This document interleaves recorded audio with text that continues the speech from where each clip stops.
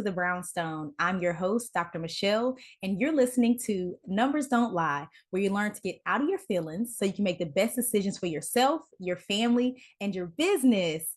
So, guys, I'm super excited about today because I've had the pleasure of connecting with really fantastic women that are doing great things in their respective fields.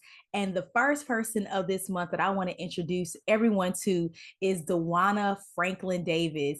She is doing fantastic work. She's a CEO of Reboot Representation, and she is really helping to fill that gap. Her and her organization helping to fill that gap of putting women in the tech field. Because if you're anything like me, if you're in the data or the tech world, you end up being the only one a lot of times. And it's cool because you learn to get used to it, but it would be nice to be able to have someone that looks like you in those rooms, to know that you're at those tables, that your thoughts and your who you are is being taken into consideration when decisions are being made. And I just made a post about an article that came out recently that was literally talking about this exact thing. Diversity is really sexy when people say it, but when it's time to actually do it, it doesn't always reflect and the numbers don't always line up. And so it's one thing for corporations and organizations to talk about diversity, but it's another thing to actually do something about it. And what Dwana and Reboot Representation are doing is helping them put action behind their words. So without further ado, please welcome to the Brownstone family, Dwana Franklin Davis. Hey, Dwana. Hey, How are hey, you?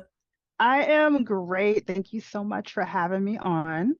Yes, thank you so much for joining us. I love to educate my community. They know me as a data scientist, but I don't think they always know what I do and the people that I work with or like to serve.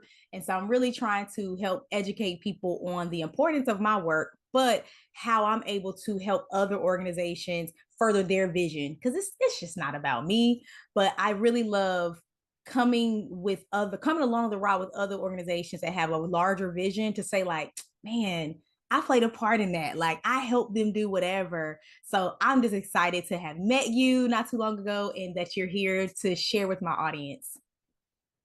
Awesome. Thank you so much. Mhm.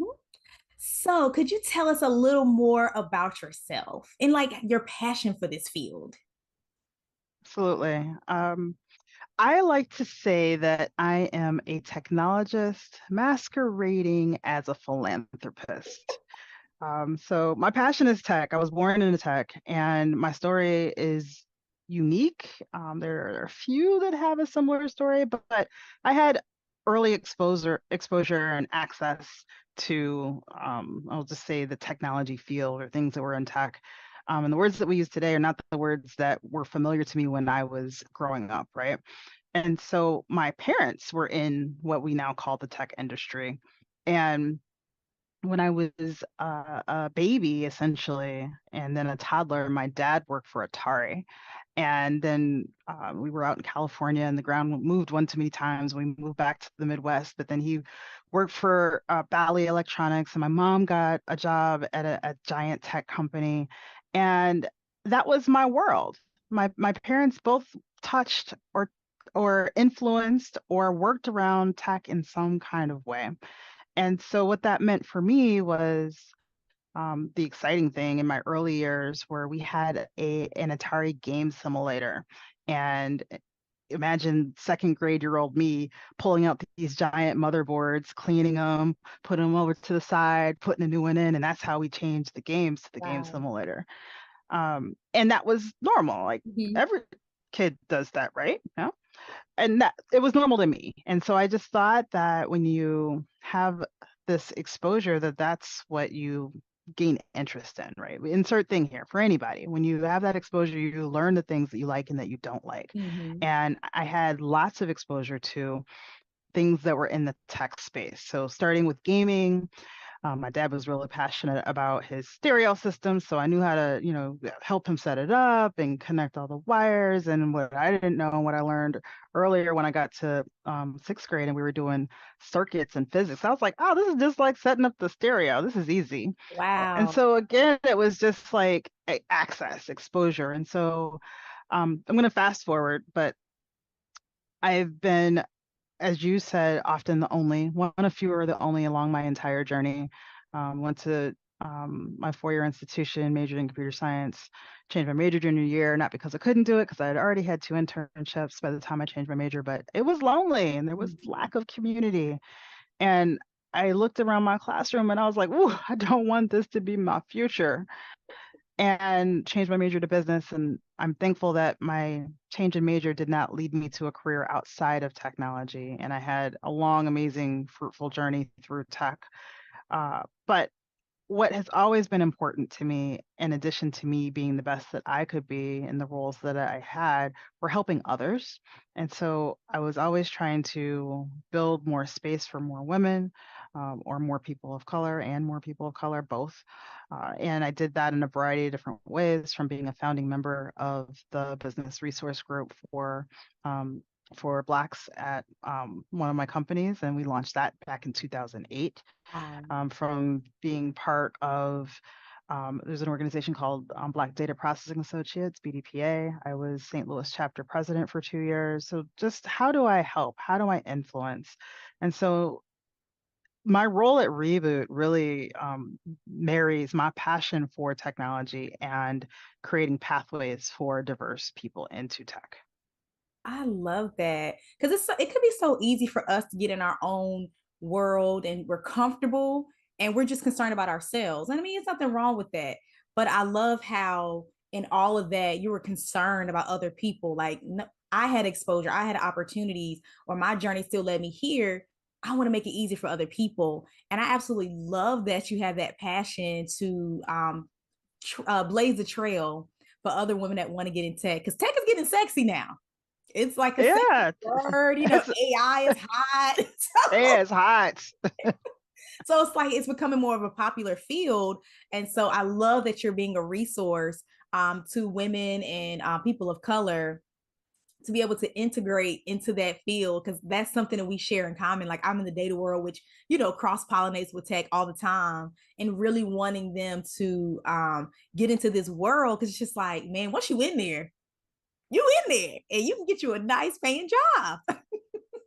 Right. And I think that so many people don't realize that. And that's one of the things I love to communicate, right? And so we are excited when our young people go to college. And obviously we want them to pick a major that they're passionate about. But if they haven't had that access, exposure, opportunity to math and other STEM experiences as they were coming along, then that's not something that they're going to choose when they go to college.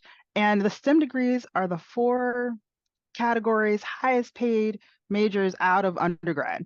So we don't do enough to steer underrepresented communities into those higher paying fields through access and exposure. It could be something as simple. I like to use my own children as examples. I have 2 amazing, crazy little people that I adore so much. My daughter just turned 9. My son is 7. They are both taking coding classes outside of school. And my daughter, both of my kids like it, but my daughter loves it more than my son. And it's hilarious because my son is like, Mom, coding is for girls. And Wow. right, that that face right there, because I push so hard on my kids knowing that they can do anything, and my daughter knowing that she can do anything, and that my son got the message. He's like, I could do it, but this is for McKenna. Wow. That is such a flip. Because that's not what industry looks like. Exactly. So it's just that I have the means, and I'll call it privilege, the privilege to be able to afford to have them take these extracurriculars in this space. Whenever they're out of school and they got to be in a camp, well, you best believe they're going to be in the STEM camp, not just Okay. the regular camp. So whatever opportunity I have to give them that access and that exposure, so that they can later tell me they don't like it, but they're going to experience it. And they haven't yet said they don't like it. So it's, I want it to be cool for them. I want it to be something that they're like, I can do this and I'm great at it. I love that because I think that is the issue is that of course exposure, but kind of pushing that like that nudge of like you're instead of assuming they're not gonna like it, Just like, no, like try this out. It's maybe contrary to what other kids are doing, but that early exposure is so critical. Because when you talked about before, like I've been STEM my whole life, but even in the STEM world, like Yeah. I didn't really know what careers were an option for me. But I was glad I went down that path because it made it easier to find out. Like I was in the right rooms. It made me, I was able to get to the right programs. It gave me more. I'm like, oh, I can do this career. I can do that. Cause I thought I could only be a teacher. I'm like, oh, Oh, I like see? math and And we science. need teachers. There's nothing against, we need more teachers. True. There's nothing against that. But there's also other things. And I think that just we need to discover what we like and what we don't like. And we do the Mm-hmm. same thing with kids in sports, right? Let's put them in soccer and basketball and whatever else. And they may or may not like it, but it's a discovery. Yeah. And so STEM should be the same. Let's try some coding. And coding's not for everyone. It wasn't for me, honestly. Let's try some data analytics. Let's try some AI. Let's try some other areas of natural sciences. Let's try it all. I love it. Yeah. So parents, if you're listening, Dwana makes a great point. Like, let's try some stuff outside of sports. That's not the only thing our kids are good at. Like, them jokers are smart and they're so resourceful. So give them the opportunity. Shoot, STEM is the way to go. That's why I don't have any student loan debt, honestly. STEM is the way to go. STEM is the way to go. If you major, I was talking to someone about, there's all these studies right now that come out about students that have gone to college, gotten 4-year degrees, and they have all this debt. And was the degree worth it? And I'm like, well, that's because they majored in stuff that doesn't make any money, or That we part. don't have a need for it. Mm-hmm. I'm like, well, if you majored in something that had a future, then this would not even be a conversation. So what are That we part. talking about here? Let's talk about where the future is going. And my whole point right now is making sure that Black and brown people don't get left out of the future. Yes, exactly. And if we're always pushing our kids towards sports or towards these, so it's nothing wrong with the social sciences, but I do find a lot of my peers are in the social sciences, like the psychology, the social work, and even education. And yes, they're needed, but we don't need an overabundance in those areas. Like we're needed other places too. So I love that. That's an excellent point. Keeping it locked to KCCR Radio, My station. the Brownstone Center, and don't forget, no matter where you go, there we are. Y'all ready for the hottest event of the summer? Brownstone Worldwide and Exhale Central Georgia are throwing the block party of the year on August 4th, 2024. From 7 to 11 p.m. at the Mill at Dovedown, located at 315 West Solomon Street in Griffin, Georgia, Suite 400, we're going to be throwing the Dolly Event Fundraiser of the Year to actually help 2 promising young women blaze their trail to college. So go ahead and join us for fantastic food, drinks, networking opportunities, music, fashion shows, and local vendors. Tickets are only $30 a person, y'all. We're also accepting donations and seeking sponsors to back this noble cause. So jump on board, click the link below, or dial 470-862-0313 for more details.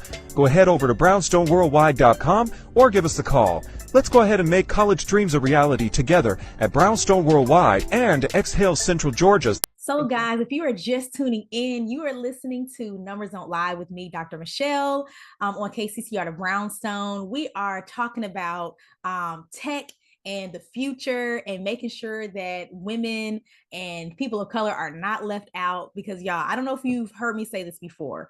I'm a data scientist and the data field is expected to grow at least 30% over the next 3 years. That's fast growth.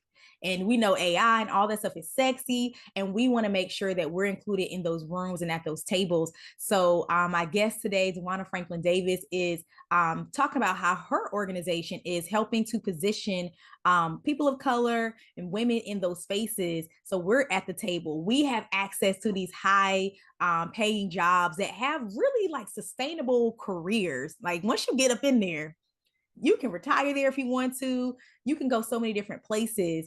So that's what you missed so far. You can check us out on brownstoneworldwide.com.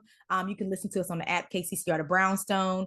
You can check out Brownstone Living Magazine. There are tons of ways you can stay in the know what's happening with Brownstone Worldwide and commune with us. So we like to say, welcome home.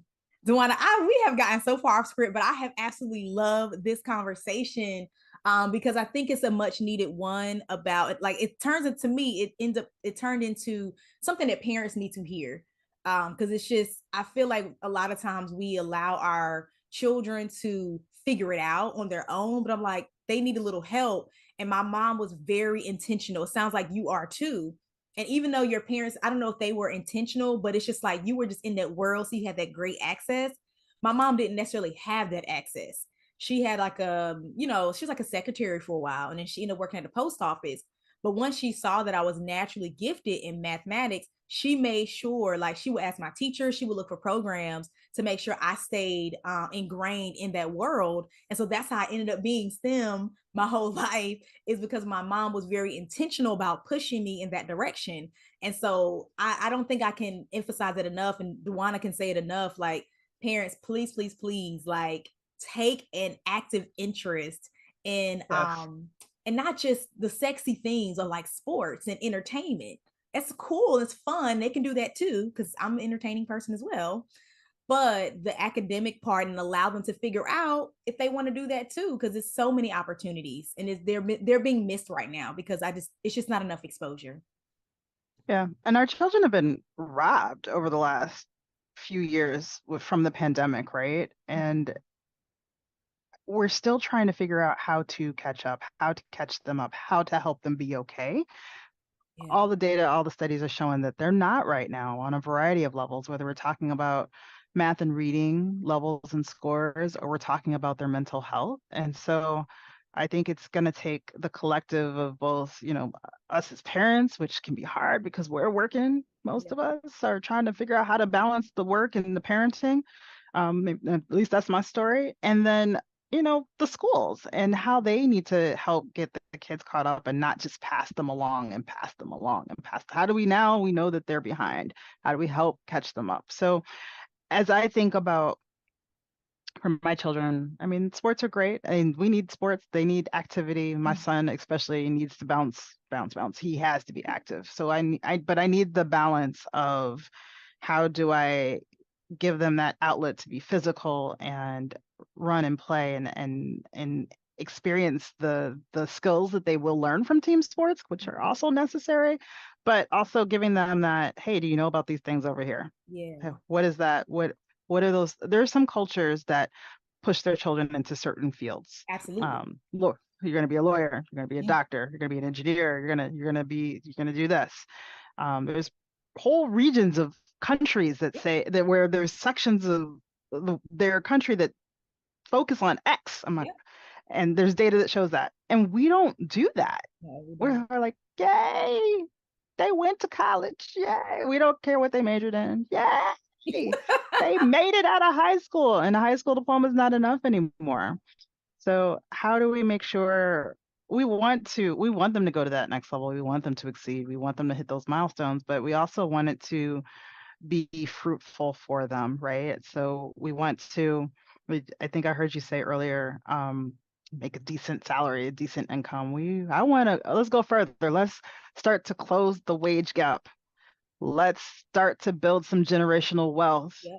Let's start to change the dynamic of our communities and the places where we live and care about. And income is a huge part of that.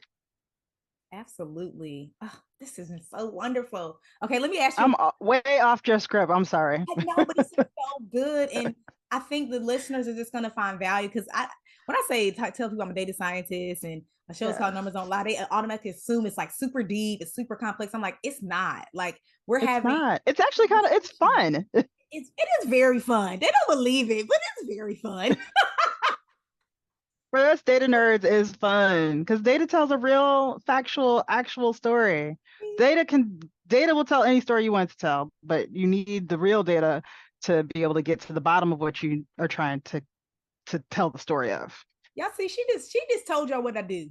Okay, she literally just told y'all what I do. I help, especially for nonprofit organizations, really helping them tell that story, because we know that's so critical especially when they're fundraising and trying to find grants and telling the community what they do to get people involved. Like, people are buying into stories. And if your story is showing that you make an impact on your community, Like, Absolutely. oh, I want to partner with that. So thank you for Absolutely. telling people what I do. That's Okay. what I do too. Okay. What has been one of the most rewarding experiences, like being the CEO of Reboot? What's been the most rewarding experiences of this nonprofit? Um, one of my one of the favorite parts of my role are really connecting with the people we that have had impact from our programming, right? So I love meeting students. I love being able to see that light bulb go off, or that that extra boost of encouragement that they get, for them to go on to the next step. I love the thank you notes when they're like, "Oh, Miss Dwana, I love when you said X and now I'm doing Y," or "I got the internship." I love those. I love those. And I love meeting professionals that are trying to make a impact and a change, and Reboot has given them the tools that they need to take to their company, and they're like, "This is what we do and this is how we did it." I love seeing that change. um, I do this work to make a difference, and so when we're able to see those nuggets of the work, because we don't run programs directly, we're also a funder, we're a nonprofit and a funder, but when I get those glimmers and glimpses of the people that we've touched, that gives us the joy to move forward. I love that. That is so awesome. I feel like most teachers say that. I didn't have that experience. Like it was horrible, Dwana. Like I was like, I wanted those moments of like, oh, this is so rewarding. They're coming back. It was not. I didn't get that. Like it was bad. So I'm glad. I'm glad you get that on a regular basis because I think that's like even though if our job isn't the sexiest job or our job isn't the most high paying, but having that rewarding piece is like the icing on the cake. It's like, man, like what I do matters. But if you pay nicely at the same time, that's great. That part right there. I mean, you have to, for everybody, right? I mean, we want you should. It's not enjoyable if you're not passionate about it, right? So you have to do the things that you're passionate about, and it won't you won't have longevity in it if you don't like it or love it, right? So how do you marry your passions with the things that you're good at and things that can provide and sustain the type of lifestyle that you want to live? I love that. I absolutely love the conversation about generational wealth and providing the lifestyle because I feel like so many times people feel like they have to sacrifice when they're doing something they're passionate about, that it has to be a Mhm. sacrifice of their lifestyle or who they want to be or where like how they want their family to look. And it's like it doesn't have to be a sacrifice to work do something that you really want to do. Because I talked to another lady in nonprofit world and she was literally talking about this as far as like, well, I'm going to have to no, as a gentleman, I'm gonna have to like uh do this, maybe grind real fast so I can go into this really underpaid space and not like be poor. But it was like I had to trade off. And I'm like, it doesn't have to be a trade-off. You can have both. You can have both, and I think it's a myth that nonprofit leaders are have to sacrifice so much. Thankfully, uh, I a little bit. I mean, I don't have my tech salary, but I'd make a decent salary. So it's not that kind of sacrifice. And a decent nonprofit, as they are working with fundraising and funders and however that structure comes in, I think it's a myth that you are going to be the working poor as a nonprofit leader. Wow. Well, thank you for dispelling that myth because somebody needed to hear that because maybe that's been their story for so long of like the struggle life. And I'm like, doesn't have to be. That doesn't have to be your reality. So you now have exposure to someone that's telling you, and also an example that does not have to be the case. So thank you for sharing that piece. You just dropping so many nuggets that I didn't expect, but they need to be said. Okay. The next question I want to ask is, what advice you have for tech startups or these corporations about the importance of representation so it's not just an afterthought? Absolutely. You need to start with it. Begin with that in mind. And so to be more specific, there's data, there's a McKinsey study that talked about when organizations focus on, the specific word, I'm going to say people and human capital. Yeah, human capital. those organizations are more resilient, more resistant in the long run. So let's breaking that down a little bit. What does that mean for your individual company, whether we're talking about large, small, nonprofit, startup, what have you? Um, Being able to have those diverse voices at the table, because there's already all that data that talks about diverse teams equal more ROI. We know that. So build it in. Don't just, obviously, some organizations start with their friend group, but okay, now add in those other diverse voices. Collect and disaggregate data by at least race and gender at every single point. So what does your interview process look like? What does your hiring process look like? What does your board of directors look like? What does your exit interviews look like? So how does the data show up? And collecting it and disaggregating by at least race and gender is going to be able to tell you, give you the foundation of where you stand and what you need to work on. I think that there are many other intersectional points that we should also focus on. So race and gender should be at the very minimum. So you can also do it by, if you're a larger company, career level. You can add those other intersectional points of, is that person a caregiver? Are they caring for babies, or are they caring for elders? Is that person a veteran? Is that person a single parent? Is that person LGBTQ plus? So what are those other layers of intersectionality that are going to add that amazing lens and view to whether you're talking about a project, a team, or the organization as a whole? So I'm big on data and disaggregation. I love that. Me too. Because I see the personal firsthand experience where, you know, large companies, they may look diverse as a whole. Like if you just look at one big pie, but once you start to stratify by like level, like that C-suite, I mean, be honest, a lot of those C-suite faces are very much male and very much white. And so it's just like a lot of times they can get away with saying, oh, we have a diverse company. But I'm like, because a lot of your entry level staff may be, you know, of different, like your entry level staff may look like the demographic of your city. But it's like once we start talking about advancement in your career, it may not reflect what you think it does. And I think sometimes it's a little bit of just not knowing because you're not looking at the data. No, But they know. you know, So there's that. So what in my work and what I'm trying to make sure is companies are somewhat moving away from degrees. And I will agree that not every single role needs a 4-year degree. I agree with that. 100%. I agree with that. However, we don't need to shift and say all the women and all the Black and brown people, y'all don't need degrees, when that's not what we're telling the majority people, right? And what I don't want to see in 5 years, when all these organizations are talking about how amazing their diversity numbers are, is for all of the Black and brown people to be sitting in the bottom rung of the organization without a clear path for opportunity and advancement. Yes. Oh, yes. I was just talking to someone about that today. Just been able to go from that entry level or that entry point into, if you want to be a VP or whatever the case may be, like that opportunity should be there, as opposed to knowing, because some people know when they go to organization or very quickly that there's a glass ceiling. It's just like, in order for me to move up, it can't be here. And that's so unfortunate, because it's like these companies are losing great talent just because of their inability to want to diversify those higher level positions. The opportunity for people to stay at companies for 20 plus years is like a thing of my parents' generation. I feel like our parents' generation, nobody does that anymore. But we should want to be there longer than 2 to 3 years, maybe. I agree. Dwana, this has been such a great conversation. I love all the twists and turns it's taken, and I know the listeners have learned a lot about you, parenting, and exposure, and the importance of all that stuff. So I know they're curious about you and your organization. Could you tell them how they can find you? What's the best way to connect with you guys?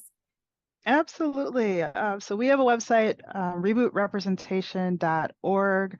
You can connect and find me on LinkedIn. So Dwana F. Davis at LinkedIn. I'm on Twitter. I'm trying to get better at my Instagram, but you can connect with me in any social media platform. Awesome.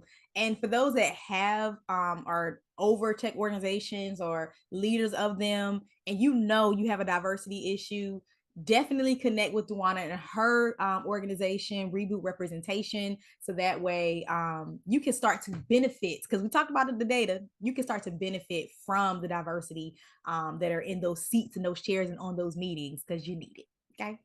And I want to thank everyone for tuning into this episode of Numbers Don't Lie.